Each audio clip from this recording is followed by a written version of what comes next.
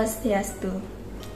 Halo semuanya, perkenalkan namaku Ida Krisna Deploka, nomor absen 20 dari kelas 11 MIPA 5. Di sini aku akan membahas salah satu pahlawan nasional Indonesia, yaitu Sultan Syahrir. Yang akan kubahas di sini adalah biografi Sultan Syahrir, peran terhadap Indonesia, maupun alasan mengapa saya memilih Sultan Syahrir. Nah, berikut penjelasannya, mari kita simak. Sultan Syahrir lahir di Padang Panjang, Sumatera Barat pada 5 Maret 1909 dan meninggal di Zurich, Swiss pada 9 April 1966 pada umur 57 tahun.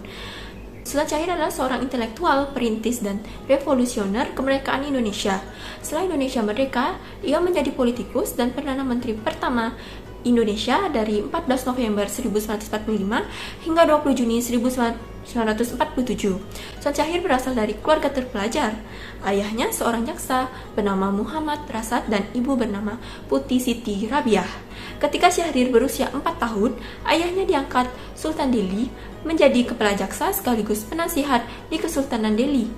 Sultan Syahrir mengenyam sekolah dasar di ELS dan sekolah menengah di Mulo terbaik di Medan. Pada 1926, ia masuk ke sekolah lanjut atas, yaitu AMS di Bandung. Dia juga bergabung dalam Himpunan Teater Mahasiswa Indonesia atau Batovis sebagai sutradara, penulis skenario, dan juga aktor. Dari hasil pementasan tersebut, digunakan untuk membiayai sekolah yang ia dirikan, yaitu Cahaya Universitas Rakyat. Setelah itu, ia melanjutkan pendidikannya ke negeri Belanda di Fakultas Hukum Universitas Amsterdam. Pada 15 Agustus 1945, Jepang menyatakan menyerah tanpa syarat kepada sekutu. Orang yang pertama kali mendengar atau mengetahui berita kekalahan Jepang dalam Perang Dunia Kedua ialah Sultan Syahrir. Berita kekalahan Jepang ini awalnya berusaha ditutupi, tetapi berhasil terdengar oleh Sultan Syahrir melalui siaran radio yang saat itu dilarang. Selama Perang Dunia Kedua, Sultan Syahrir terus mengikuti perkembangan dengan cara sembunyi-sembunyi mendengarkan berita dari stasiun radio luar negeri. Begitu mengetahuinya, Sultan Syahrir segera menghubungi Syahrir Anwar dan menyebarluaskan berita tersebut kepada para pemuda pro kemerdekaan. Sultan Syahrir juga langsung menginformasikan kabar tersebut kepada Muhammad Hatta. Akan tetapi, reaksi yang ia dapatkan tidak seperti yang diharapkan. Muhammad Hatta sempat tidak mempercayai berita tersebut dan memilih untuk menunggu kepastian bahwa Jepang memang betul-betul kalah. Merasa kecewa, Sultan Syahrir memilih pola pergerakan yang non-kooperatif dengan menggunakan gerakan bawah tanah untuk merebut kekuasaan dari tangan Jepang. Sultan Syahrir dan para golongan muda lainnya mendesak Soekarno dan Hatta untuk segera memproklamasikan kemerdekaan Indonesia. Namun, Soekarno dan Hatta tidak memenuhi permintaan para golongan muda karena mereka ingin proklamasi dilaksanakan melalui PPKI, Organisasi Kemerdekaan Bentukan Jepang. Alhasil, untuk menjauhkan Soekarno dan Hatta dari pengaruh Jepang, Sultan Syahrir berinisiatif untuk mengasingkan mereka ke Rengas Dengklok. Selama di pengasingan, Soekarno dan Hatta terus dibujuk agar bersedia melakukan proklamasi kemerdekaan Indonesia selambat-lambatnya tanggal 17 Agustus 1945. Akhirnya, karena terus didesak oleh golongan muda, Soekarno menyetujui usulan tersebut. Soekarno dan Hatta pun segera dibawa ke Jakarta dan memproklamasikan kemerdekaan Indonesia pada 17 Agustus 1945. Pasca kemerdekaan, Sultan Syahrir kemudian ditunjuk Presiden Soekarno sebagai Perdana Menteri pertama Republik Indonesia. Perjuangan Sultan Syahrir tidak hanya sampai di situ saja. Setelah Sultan Syahrir menjadi Perdana Menteri pemuda di dunia yakni berusia 36 tahun, dia juga menjabat sebagai Menteri Luar Negeri dan Menteri Dalam Negeri.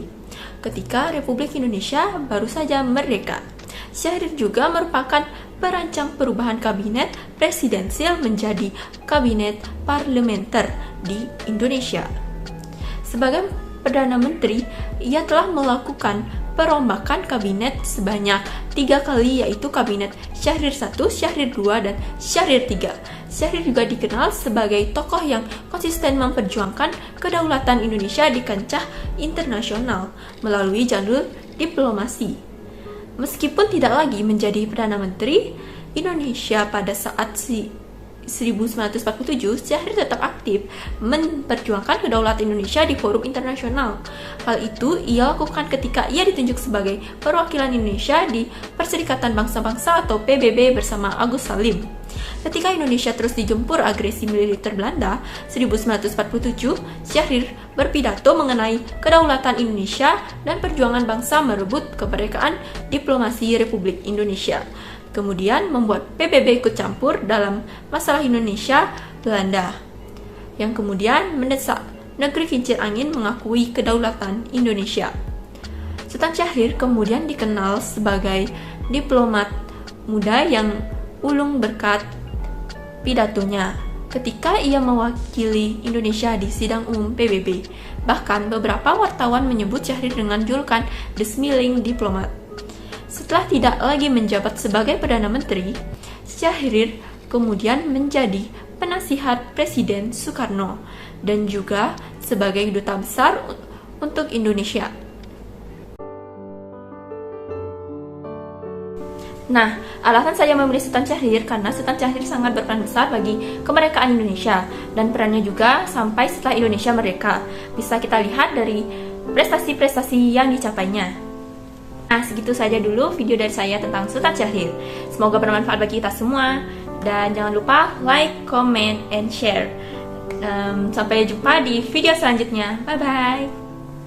Om Santi, Santi, Santi, Om.